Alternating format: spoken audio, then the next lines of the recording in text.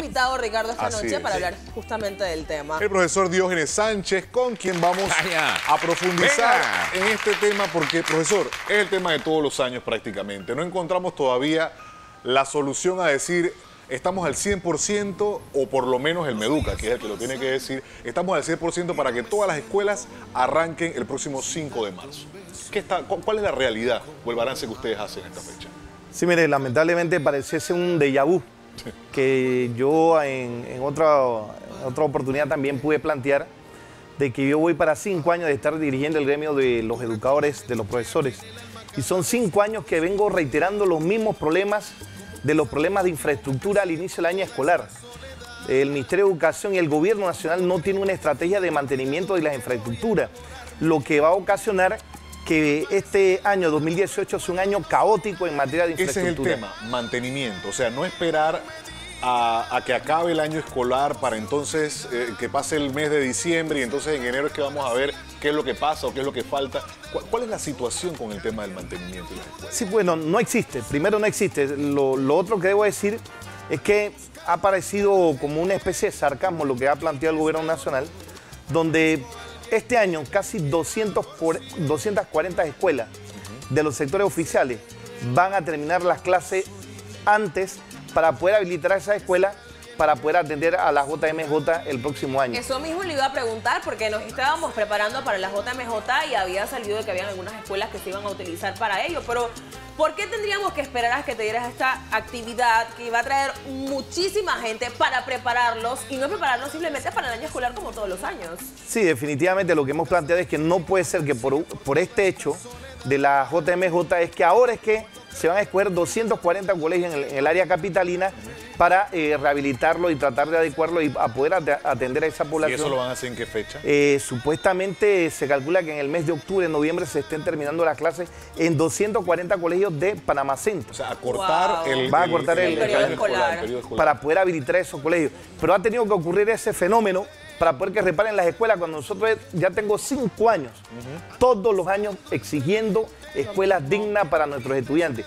Y lo que es preocupante es que para este año 2018 el presupuesto en infraestructura disminuyó significativamente, lo que implica de que las escuelas, efectivamente, sí, lo que las escuelas en este momento van a tener como consecuencia que no van a poder atender la gran cantidad de escuelas ruinosas que hay en este momento. Mire, yo estuve en el Miguel Alba.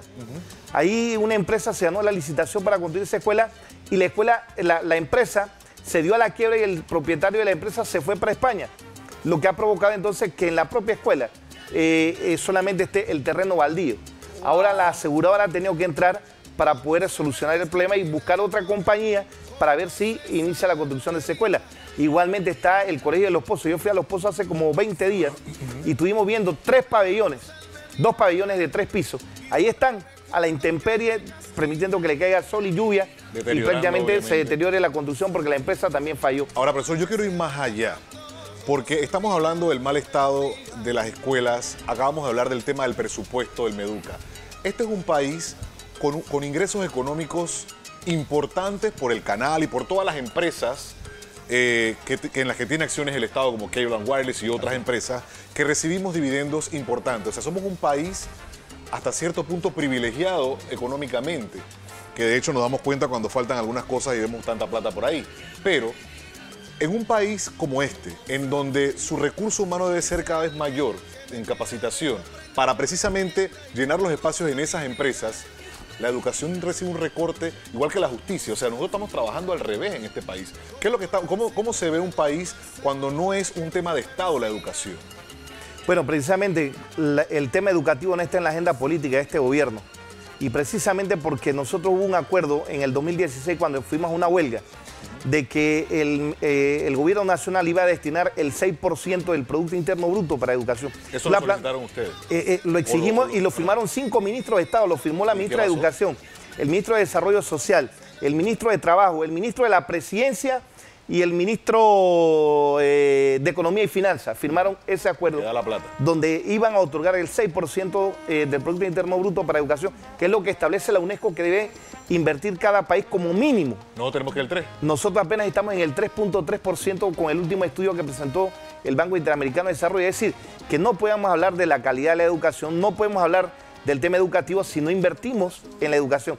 No es prioridad. Cuando uno apuesta por la educación, se apuesta por el desarrollo, se apuesta por el progreso, se apuesta inclusive por disminuir las desigualdades sociales que existen en este país, porque solamente a través de la educación podemos crear las condiciones para disminuir la desigualdad social. Y, ¿Le interesará al gobierno disminuir la desigualdad social? Para nada. Porque esa es una pregunta que todos nos hacemos. No invertimos en educación, pero para que otros se sigan llenando el bolsillo, necesitamos tener este tipo de gente que todo el tiempo pelee por las mismas cosas y que vean lo que hacen y que inicie un nuevo periodo y sigamos con los mismos problemas. Entonces, ¿hasta cuándo? Efectivamente, mire, tú lo has planteado, Ramiro. Este país, a pesar de ser un país pequeño, tiene un alto crecimiento económico comparativamente con el resto de Centroamérica. Y a pesar de que tenemos casi 15 años creciendo por encima del 6%, todavía nosotros tenemos 1.200 aulas rancho a nivel nacional. Aulas que todavía tienen techo de paja y piso de tierra. Yo estuve en estos días, nos invitó el viceministro de Infraestructura al área en Muná para ver las áreas comarcales y los colegios que se están construyendo. Y efectivamente creo que hay un esfuerzo por el Ministerio de Educación de erradicar las escuelas rancho. Pero falta muchísimo.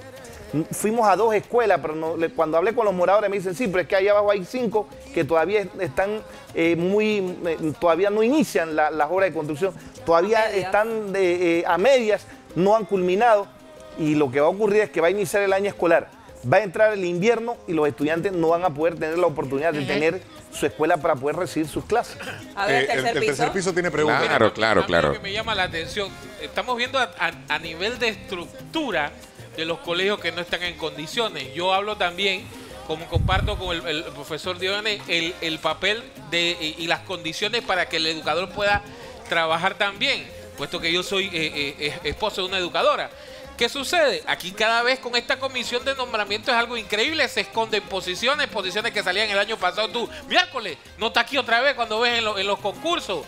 ¿Qué se ha logrado cambiar de esto? Que ahora los que antes eran TEFA, hay algunos que aparecen permanentes y los que eran permanentes no aparecen. ¿Qué está pasando, profesor, con estos concursos de nombramiento que al final no se le hace justicia a esas personas que se han pasado toda una vida estudiando para ser educadores? Sí, Paparazzi, ha dicho una terrible verdad. Tenemos compañeros que pasan todo un calvario para buscar un puesto de nombramiento permanente.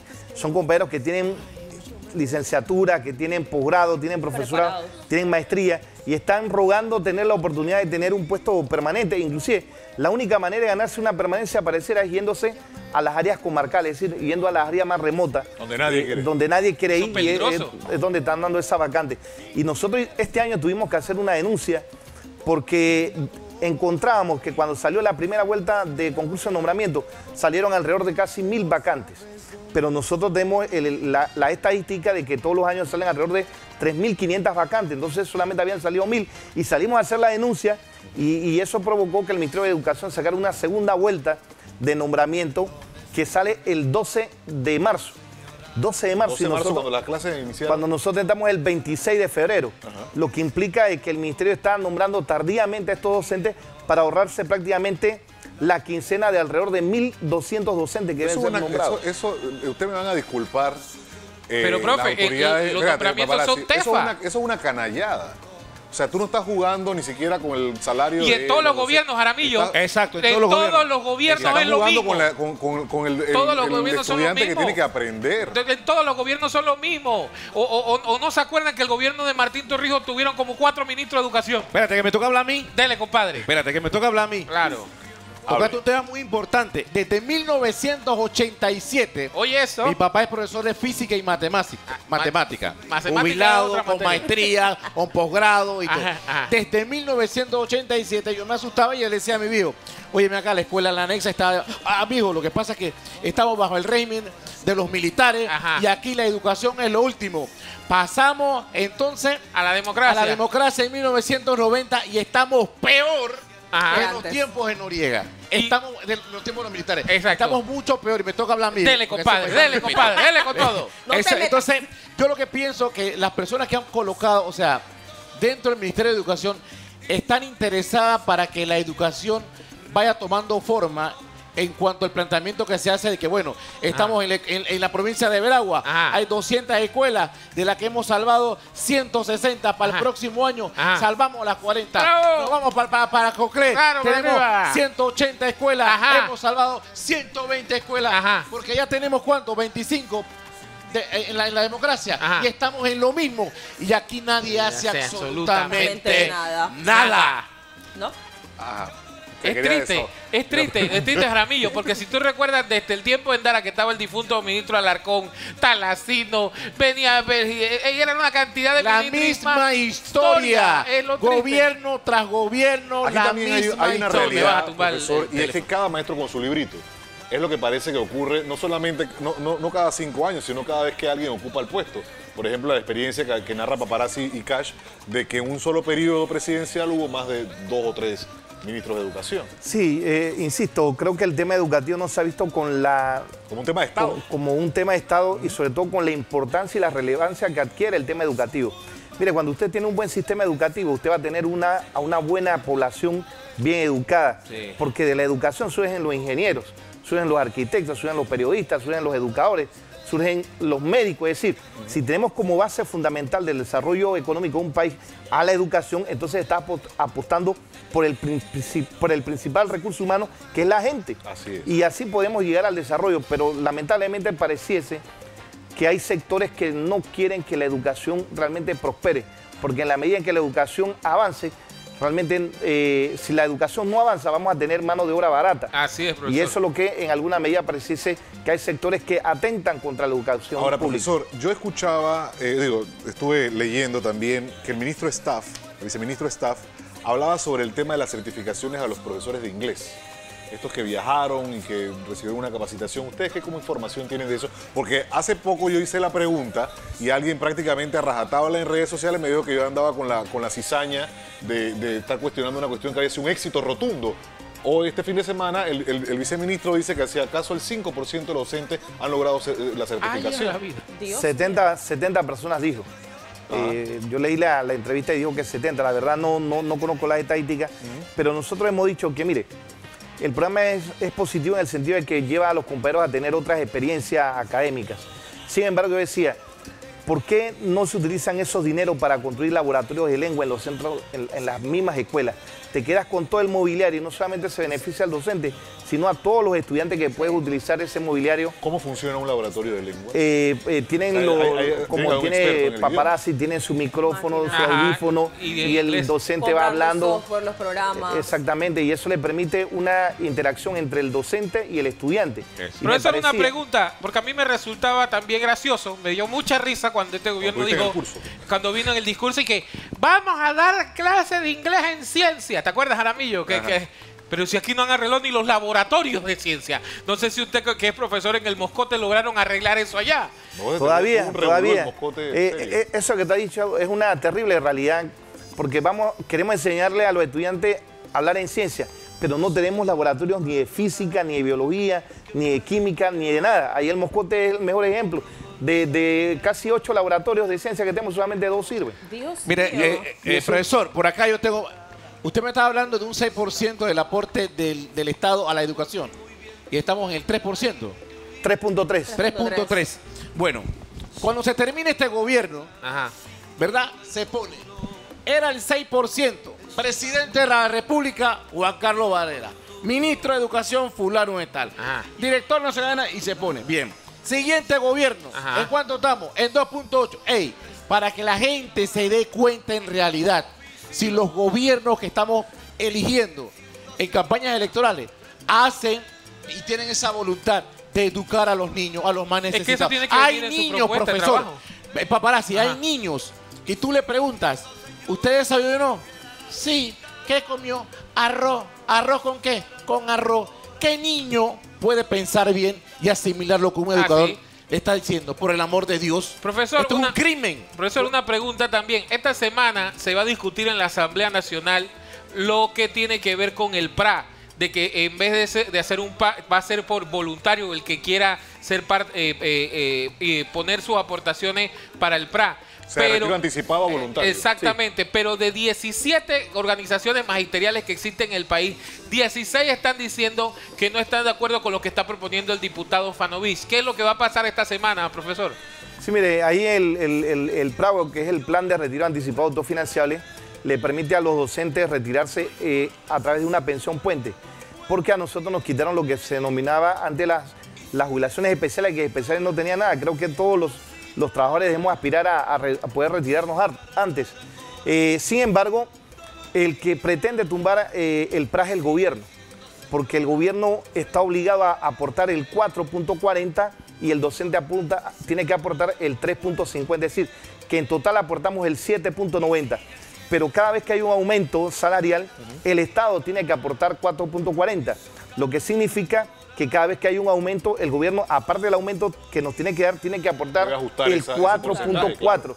Y desde hace rato el gobierno ha tratado de eliminar este plan porque es un ahorro. Lamentablemente los docentes no tenemos quizás la cultura del ahorro, pero un ahorro que nosotros hacemos y cuando nos retiramos recibimos, si nos decidimos quedar hasta la edad de jubilación, recibimos un buen ahorro, porque de cada punto 350 el Estado tiene que aportar 4.40 y muchos educadores se están yendo con 50.000, 60.000. Conozco compañeros inclusive que se han ido hasta con $71.000 de jubilaciones y con un solo cheque. Eso realmente es importante para el docente y por eso es que nosotros hemos dicho que el PRA requiere alguna reforma para mejorarlo, pero que en ahorro hemos calculado inclusive los intereses de lo que uno aporta en una cuenta corriente o en un ahorro de... ¿cómo se llama la cuenta esta de plazo fijo? Sí. Y no le da nunca lo que le representa el PRA, porque el Estado está obligado a aportar el 4.40 por el 3.50 que yo ahorro. Bueno, hay que ver cómo Ahora bien, cómo queda esto es muy peligroso porque estamos hablando de un fondo de más de $200 millones. Somos los únicos en este país que tenemos un fondo propio de ahorro de más de $200 millones. Es decir, es un monto bastante elevado y por eso es que tenemos que cualquier cambio, cualquier reforma que se haga, hay que hacerla con bisturí, claro, para no cometer ningún error. Para no afectar. Profesor, gracias por acompañarnos. Vamos a estar seguramente hablando mucho de educación durante la próxima semana. Ya el 5 de marzo arrancan las clases. Entramos el 26 los docentes y el 5 de marzo entran los estudiantes. Esta semana entramos la 100. El próximo lunes, exactamente. Bueno, gracias, profesor, y esperemos que podamos decir mejores noticias. Ojalá, aunque el panorama no pinta muy favorable, pero ojalá podamos dar mejores noticias.